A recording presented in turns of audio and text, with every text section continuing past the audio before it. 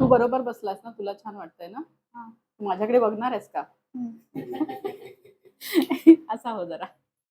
म्हणजे तुला समोर पण बघायचंय अर्थात. हं. हं. त्यांच्याकडे पण बघ ते काय बोलतात तिकडे त्याच्यावरती पण रिएक्शन बघायचंय ना, करायचं. तू पण दिसला पाहिजेस ना मला. असं. आणि ओके. तुम्ही म्हणजे फक्त हे एवढंच हे करणार आहे ना? Mm. अच्छा. Only that angle. I'm taking VBS behind the scenes. Okay, okay. Yeah. Just make sure that she is able to see your face. Yes. Be comfortable. Yeah, and very too comfortable. पाणी पिणार आहेस थोडंसं? You want water?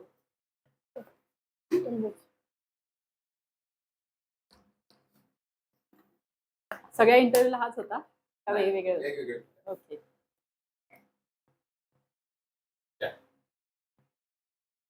Hello, ma'am. I'm Naksh. I'm from St. Philibert International School. I'm studying in grade 6. Today, I'm going to ask you some questions in Marathi. Okay, no problem. कृपया आपले नाव आणि आपण कोणत्या कार्यासाठी ओळखले जातात ते सांगा. माझं नाव शारदा शिंदे. मी 1991 पासून पालघरमध्ये राहते आणि एक वकील म्हणून मी कार्यरत आहे आणि एक सामाजिक कार्यकर्ता म्हणून माझी ओळख जास्त आहे. लोकं मला तसं जास्त ओळखतात. आपल्या जीवन प्रवासाची सुरुवात कुठून झाली? जीवन प्रवासाची सुरुवात तर आपण जेव्हा जन्म घेतो तेव्हापासून होतेच. प्लस जर कार्याची सुरुवात असं म्हणायला गेलं तर मला असं वाटतं, की जेव्हापासून आम्ही पालघरमध्ये शिफ्ट झालो म्हणजे 91 ला जेव्हा आम्ही आलो होतो पालघरमध्ये. माझे वडील हे सरकारी अधिकारी होते होते आणि ते मुंबईला असायचे आणि बाय द टाईम 1991 मध्ये आम्ही शिफ्ट झालो. तेव्हा मी 9th स्टँडर्डमध्ये होते आणि तेव्हापासून मग ही पालघरची जर्नी सुरू झाली आणि शाळा कंप्लीट झाली, कॉलेज सुरू झालं. त्याच्यानंतर मग थोडं-थोडं सामाजिक कार्याला सुरुवात अशी झाली, की आपल्या आजूबाजूला भरपूर विषय असतात. आपण ज्या एरियात राहतो, तिथून खरी सुरुवात होत असते. हो. आणि तशीच सुरुवात या कामासाठी सुद्धा झाली. स्पेसिफिकली सांगायचं झालं तर आम्ही ज्या एरियामध्ये राहायचो, म्हणजे आम्ही एका छोट्याशा पाड्यामध्ये राहायचो आणि त्या पाड्यामध्ये बहुतांश समाज हा आदिवासी आणि असे खूप असे गरीब असे लोकं असायचे. गरीब इन द सेन्स की आदिवासी समाज जास्त होता आणि बाजूलाच एक झेडपीची शाळा होती. त्या शाळेमध्ये फार कमी मुलं दिसायची आम्हाला. आम्हाला असं वाटायचं की अरे, इतकी सुंदर शाळा आहे, पण मुलं पण होते पाड्यामध्ये लहान-लहान, पण शाळेमध्ये मुलं नाही दिसायचे. त्यावेळेला मनामध्ये असा विचार आला, की ह्या शाळेमध्ये मुलंच येत का नसेल? आम्ही थोडासा विचार केला. तेव्हा आम्ही जस्ट 12वीत पास आउट झालेले. 12वी माझं झालेलं झालेलं होतं. आणि त्यावेळेला मग पाड्यामधले जे मुलं होते, त्यांच्या काही पॅरेंट्सना आम्ही भेटलो, पालकांना. तेव्हा मुलांना असं काही शाळेत जायची इच्छा नसायची. ते फक्त यासाठी जायचे, की त्यावेळेला ना खिचडी मिळायची शाळेमध्ये. मग फक्त खिचडी खायची ना म्हणून मग ते तेवढ्यापुरतं जायचे आणि मग घरी निघून जायचे. आणि पालकांना पण म्हणजे त्यांच्या आई-वडिलांना पण असं काही फार असं वाटत नसायचं, की मुलांनी शाळेत जावं. त्यांना एवढंच वाटायचं, की चल मुलं शाळेत जातायत, काहीतरी जेवण होतंय त्यांचं, त्याच्यात ते समाधानी होते. मग त्यावेळेला आम्हाला असं वाटलं, की या शाळेमध्ये मुलांनी यायला पाहिजेत. पण मुलांनी शाळेत येण्यासाठी त्यांच्या पालकांसोबत, त्यांच्या आई-वडिलांसोबत पण बोललं पाहिजे. आणि मग तिथून खरी सुरुवात अशी झाली, की आम्ही काही पालकांना भेटायचो, त्यांना विचारायचो. तर त्यांच्यामध्ये कुठे तो इंटरेस्ट नव्हता, कारण ते स्वतः अशिक्षित होते, इलिटरेट होते. मग आम्ही असा विचार केला म्हणजे मी आणि माझी बहीण ह्याच्यामध्ये तिची मला खूप सोबत लाभली.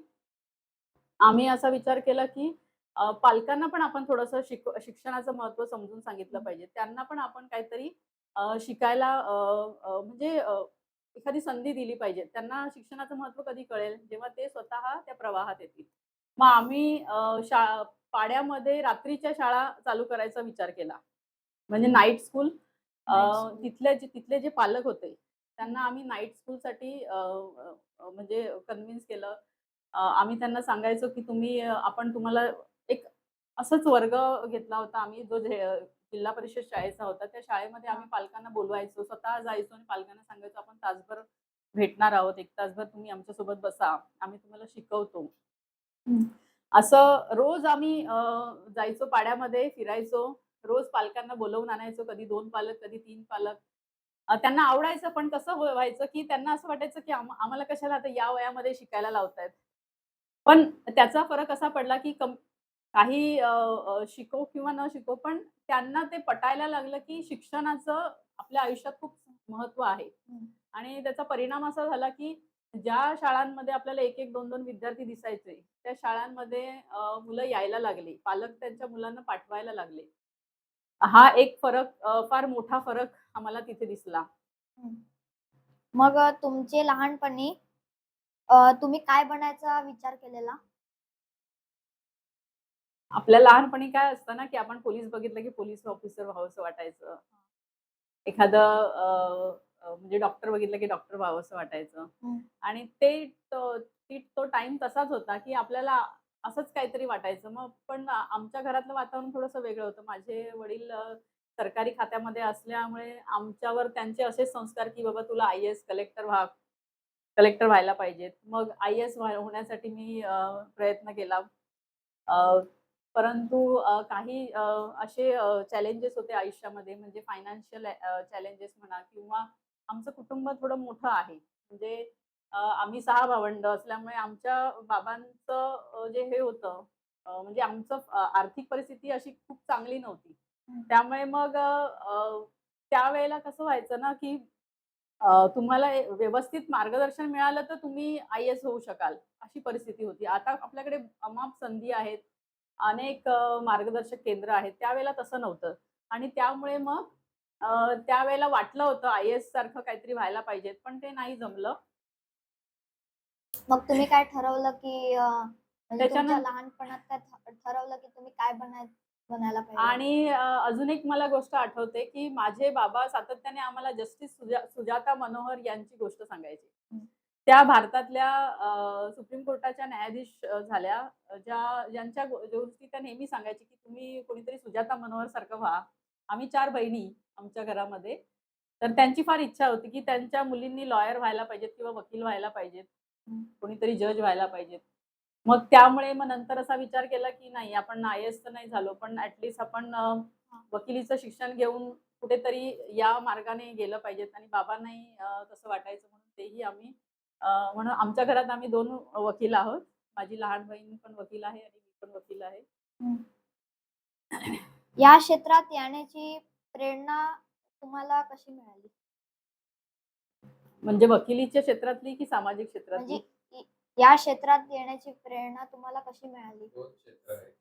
हां. Say हां. Samaj. सामाजिक क्षेत्रात जसं मी म्हणाले तसं, की आमच्या पाड्यापासूनच आम्ही सुरुवात केली. म्हणजे मला असं स्वतःचं वैयक्तिक मत मी आज असं सांगू शकते, की आपण समाजाचा जेव्हा विचार करतो किंवा समाजामध्ये एखादी गोष्ट करण्याचा विचार करतो, म्हणजे ती अ, जागृती असो किंवा एखादी नवीन गोष्ट असो, तर ती समाज काही असा वेगळ्या ठिकाणी नाही मिळणार आहे तुम्हाला ना. हं.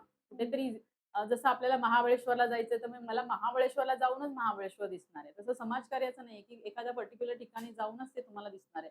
हं. समाजकार्य हे तुमच्या घरापासून, तुमच्या एरियापासूनच सुरू होतं. म्हणजे तुम्हाला जर त्याची जाणीव झाली, तर मला असं वाटतं तीच सगळ्यात मोठी गोष्ट असेल, की तुमचं कार्य तिथूनच सुरू होतं. तसंच माझ्याही आयुष्याचं झालं. आम्ही ज्या एरियात राहायचो तिथूनच आम्ही आमच्या कार्याला सुरुवात केली. हां. तर तुमच्या प्रवासात आलेली सर्वात मोठी अडचण कुठली होती? प्रवासात अडचणी अनेक येतात. जेव्हा आपण एखादी गोष्ट करतो, तेव्हा आपल्याला सगळ्यात मोठं चॅलेंज हे असतं, की अ, आपल्याला कोणाचं सोबत नसते. आपल्याला हं. कोणी सहकार्य करत नसतं. आपण आपल्या टास्कसोबत, आपण आपल्या कार्यासोबत एकटेच असतो.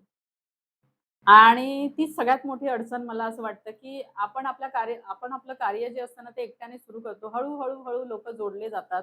हं. त्यांना आपल्या संकल्पना पटत जातात आणि मग आपण असं म्हणू शकतो, की आपल्याकडे एक चांगला गट तयार होतो, की जो आपल्याला सपोर्ट करू शकतो.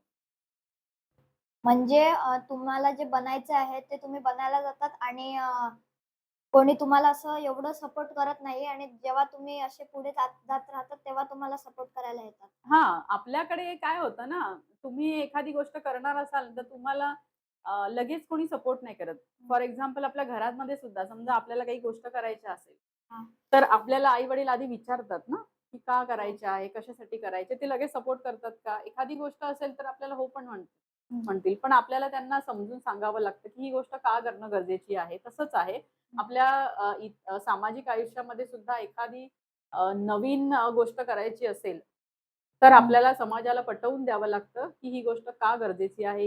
ह्या गोष्टीमुळे आपल्या समाजामध्ये काही क्रांती घडणार आहे का? काही बदल होणार आहे का? असं. तर तुम्ही कधी हार मानावी असं तुम्हाला वाटले का? हार मानावी असं प्रत्येक आता आपण म्हणजे जन्म घेतलेला आहे. आपण नवीन-नवीन चॅलेंजेसकडे बघत असतो हं. आणि प्रत्येकाच्या आयुष्यात असा क्षण येतो, की त्याला तिथे असं वाटतं, की नाही आता मी नाही करू शकत. हो. असं प्रत्येक वेळेला होतं. असं कोणताच व्यक्ती नसेल, की त्याच्या आयुष्यात अशी वेळ येणार नाही किंवा येत नाही. पण माझ्याही आयुष्यात अशी वेळ आली, की मला असं वाटायचं, की नाही हे मला जमणार नाही कदाचित. कारण कारणं खूप असतात. एकतर आपण आर्थिकदृष्ट्या एवढे सक्षम नसतो. हं. शिवाय आपण एकटे असतो. हो. त्यामुळे अशा गोष्टी येतात. पण फक्त एवढंच आहे, की आपल्याला हे पटलं पाहिजे, की आपण जे करतोय ते चांगलं आहे आणि जर ते आपल्याला स्वतःला पटलं, हं. तर आपण त्या जी कोणती हार आपल्या आयुष्यात येते, त्याच्यावर आपण मात करू शकतो. तर त्यावेळी तुम्ही स्वतःला कसे सावरले? आपण स्वतःला एवढीच हिंमत देऊ शकतो, की आपण जे करतो आहोत ते योग्य आहे. हं. आपण कोणाचं नुकसान तर नाही करत आहोत. हं. त्याच्यामुळे समाजाचा नक्कीच फायदा होणार आहे. एवढी गोष्ट जरी आपल्या मनाला पटली ना, तरी सुद्धा ती गोष्ट आपल्याला काय म्हणू शकतो त्याला पुढे नेण्यासाठी पुरेशी असते. म्हणजे आपल्याला ती अ, काय म्हणू शकतो, की अ, आपल्याला ते सेल्फ मोटिव्हेट करते. तीच गोष्ट. हां. तर आपल्या कोणत्या यशाचा आपल्या सर्वात जास्त अभिमान आहे आणि का? अ, यशाचा अभिमान असं काही मी विचार नाही केला. पण एक गोष्ट मला चांगली वाटते, की माझ्या आयुष्यात ज्या गोष्टी मी ठरवल्या अ, त्या गोष्टी मी करू शकले आणि दुसरी महत्त्वाची गोष्ट, की अ, जेव्हा कधी असं वाटलं, की माझी कोणाला तरी गरज आहे. हं. कोणतंही क्षेत्र असो, माझं वकिलीचं क्षेत्र असो किंवा सामाजिक क्षेत्र असो, त्या वेळेला मी लोकांची मदत करू शकले. या गोष्टीचा मला नेहमी असं छान वाटतं ही गोष्ट, की हां. मी काहीतरी करू शकले. एखादा व्यक्ती मदतीच्या आशेने जेव्हा आपल्याकडे येतो, हं. फॉर एक्झाम्पल माझं वकिलीचं क्षेत्र आहे. कोणीतरी एखादा पीडित व्यक्ती आपल्यासमोर मदतीसाठी येतो, त्यावेळेला आपण त्याची मदत करू शकलो, ही भावना खूप सुंदर आहे आणि या भावनेचं मला नेहमीच असं छान वाटतं. म्हणजे मला स्वतःला ही भावना मोटिव्हेट करत असते. मग यश मिळवण्यासाठी कोणत्या सवयी किंवा मूल्य आपल्याला उपयोगी पडले? अ, यश मिळवण्यासाठी अ, आपल्याला ना, एकतर आपल्याला कोणतीही गोष्ट करण्यासाठी सातत्य पाहिजे. हं. म्हणजे कोणतीच गोष्ट सोपी नाही. इव्हन आपण अभ्यास करायचा म्हटला, मग पहिल्या वर्गाचा असो नाही तर 10वीचा असो. कोणताच वर्गातला अभ्यास सोपा आहे का? तर नाही. तर अशा वेळेला आपल्याला 1ली जरी पास व्हायचं असेल, हं. तरी सुद्धा अभ्यास करावा लागेल हो. आणि 10वीला पास व्हायचं असेल, तरी सुद्धा अभ्यास करावा लागतो. पण फरक एवढाच असतो, की 10वीला मला चांगले पर्सेंटेज पाहिजे. हं. मग मला जास्त अभ्यास करावा लागेल. हो. आणि ती जी मेहनत आहे, ते सातत्य आहे, ते टिकवून ठेवता आलं पाहिजे. ज्या वेळेला आपण ते सातत्य, ती मेहनत टिकवून ठेवली, म्हणजे गिव्ह अप नाही केलं, हं. हार मानली नाही, तर मला असं वाटतं ते तुमचं यश तुम्हाला 100% मिळतं. कोणतंही क्षेत्र असो. तुम्हाला गिव्ह अप नाही करता आलं पाहिजे. गिव्ह अप करण्यासाठी तुमच्याकडे बऱ्याच गोष्टी, अडचणी येतात, ज्या तुम्हाला रोखतात. अशा वेळेला तुम्ही स्वतःला मोटिव्हेट केलं पाहिजे. सातत्याने प्रयत्न केले पाहिजेत. म्हणजे एकदा फेल झालो म्हणून प्रयत्न सोडायचे असं नाही. तर आपण ते प्रयत्न सातत्याने करत राहणं गरजेचं हं. आहे. तर तुमच्या प्रवासात तुम्हाला सगळ्यात जास्त साथ कोणी दिली? माझ्या प्रवासामध्ये अर्थातच माझ्या कुटुंबाची साथ खूप मौल्यवान होती. त्याच पद्धतीने माझी आई जी आहे ती खूप म्हणजे शिकलेली नाहीये जास्त. ती 4था वर्ग शिकलेली आहे. पण ती खूप ब्रिलियंट आहे आणि तिचं मार्गदर्शन आमच्या सगळ्या बहिणींना मिळालं. तिची जी विचारसारणी आहे खूप प्रगल्भ आहे. आणि खूप सुंदर तिने आम्हाला शिक्षा दिली, की अ, कोणतीही महिला असो, म्हणजे तिच्या आयुष्यामध्ये जी कमी होती, की ती शिकू शकली नाही काही कारणास्तव. तर तिची ही इच्छा होती, की तिच्या मुलींनी खूप उच्च शिक्षण घ्यावं, खूप मोठं व्हावं, स्वतःच्या पायावर उभं राहावं आणि त्यामुळे मला अ, नेहमी असं वाटेल, की आईमुळे मी माझ्या आयुष्यामध्ये जे काही मी घडले, ते माझ्या आईमुळे घडले. तर तुमच्या आयुष्यातील असा कुठला प्रसंग आहे जो तुम्ही आजही आठवला तरी तुमचे डोळे भरून येतात? असे खूप प्रसंग आहेत, पण पटकन असं जर मला अ, विचारायचं झालं, तर इमोशनल गोष्टी पण खूप आहेत आणि अ, एखादी चांगली गोष्ट म्हणायची तर मला पालघरमध्ये पालघर जिल्ह्यामध्ये 2022 आणि 23 सालचा पुण्यश्लोक अहिल्यादेवी होळकर पुरस्कार जाहीर झाला. हं. त्यावेळेला मला असं एकदम भरून आल्यासारखं झालं, की कारण मी कधी असं काही पुरस्कारासाठी कधी काही केलं नाही ना. आणि तो ज्यावेळेला घोषित झाला, माझं नाव जाहीर झालं, त्यावेळेला मला अ, अ, मनापासून असं वाटलं, की काहीतरी वेगळं झालं आयुष्यामध्ये. हां. तो क्षण थोडासा इमोशनल होता. तुम्हाला असं वाटते की लोकांनी कधी तुमच्यावर विश्वास ठेवला नाही असा तुमच्यावर कधी असा क्षण आलाय? नाही ॲक्चुअली माझ्या बाबतीत असं झालं, की लोकांनी माझ्यावर खूप विश्वास ठेवला. हं. कायम त्यांनी माझ्यावर एवढा विश्वास ठेवलाय ना, की मला भीती वाटायची कधीतरी, की अरे यांचा विश्वास तुटला नाही पाहिजे. मग तुमच्या आयुष्यातील टर्निंग पॉइंट एका वाक्यात सांगायचं झाला तर? आयुष्यामधला टर्निंग पॉइंट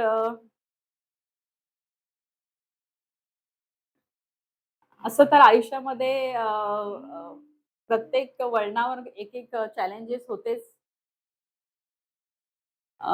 त्याचबरोबर मी सुरुवातीला प्रायव्हेट जॉब करायचे. त्यावेळेला माझ्या आयुष्यात अशी एक गोष्ट घडली आणि त्यानंतर माझं आयुष्य पूर्णपणे बदलून गेलं. म्हणजे मी मग माझं आयुष्य कायद्याचं शिक्षण घेण्यासाठी वापरलं आणि माझं लाईफ तिथून चेंज झालं. हं. असं म्हणायला हरकत नाही. कारण प्रत्येकाच्या आयुष्यामध्ये चांगले वाईट प्रसंग होतात.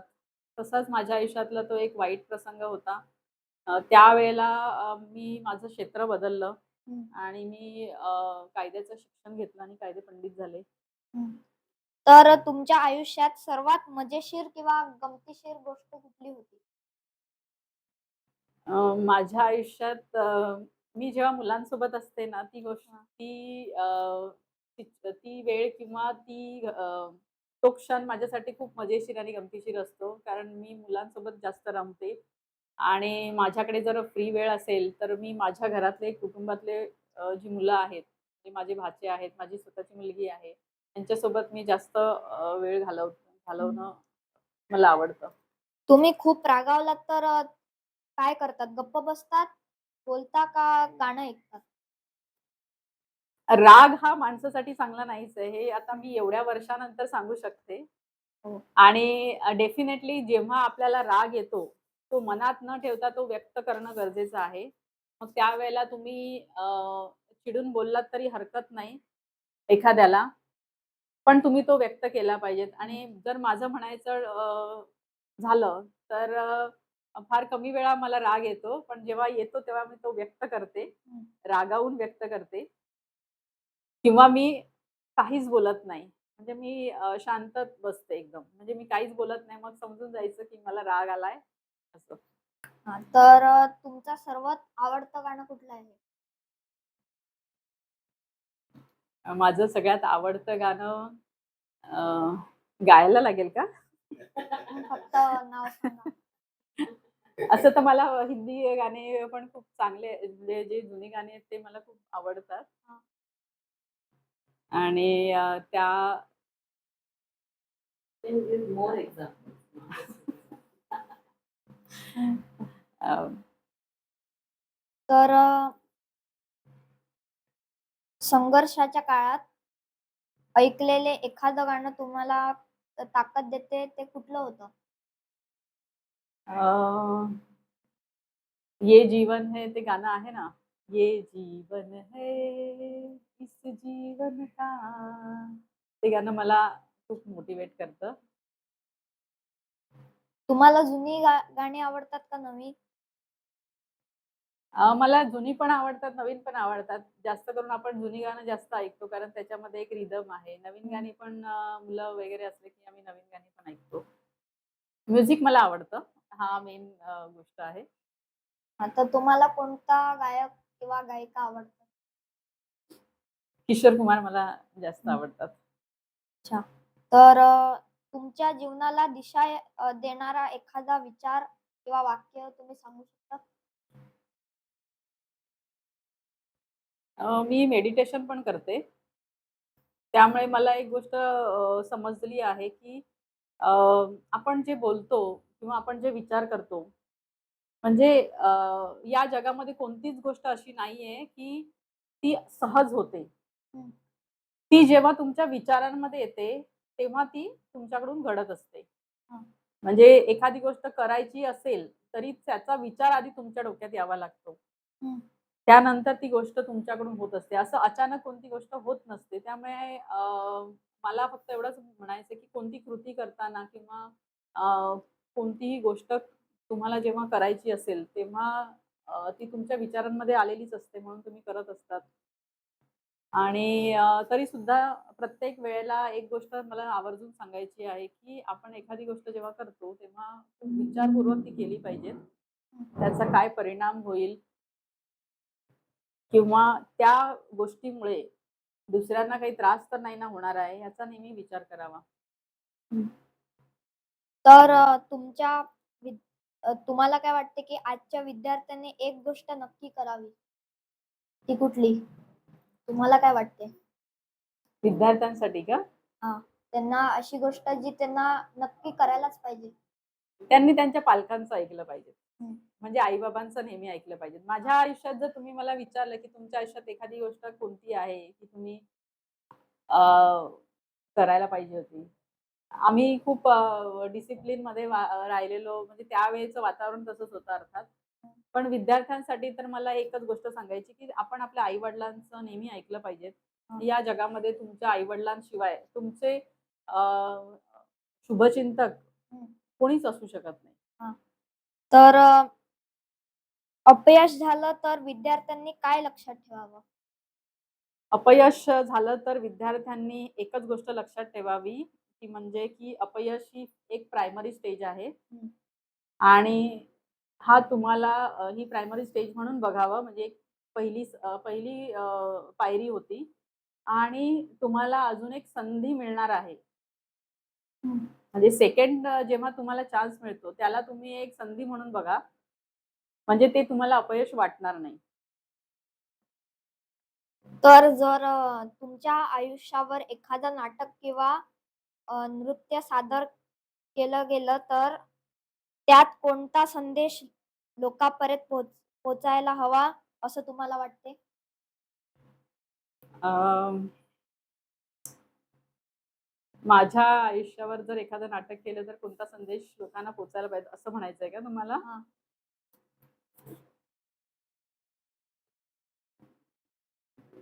मला असं वाटतं, की आपण एखाद्याचं चांगलं करत असू ना, तर आपण चांगलं केलंच पाहिजे. अ, म्हणजे मला अजून थोडं सोपं करून सांगते. म्हणजे एखाद्याचं जर आपण वाईट करू शकत नसू, म्हणजे एखाद्याच्या आयुष्यात चांगलं काहीतरी करता येत असेल तर जरूर करावं. पण त्याच्याकडून आपल्याकडून त्याचं कोणतंही नुकसान होऊ नये किंवा वाईट होऊ हां. नये. हे आवर्जून मी नेहमी बघेल. तर प्रश्न संपले. धन्यवाद. अजून काही? अजून Wow, very good, very nice. Thank you. Thank you so much. Wow, thank you ma'am. story is so interesting. Nice match. तरी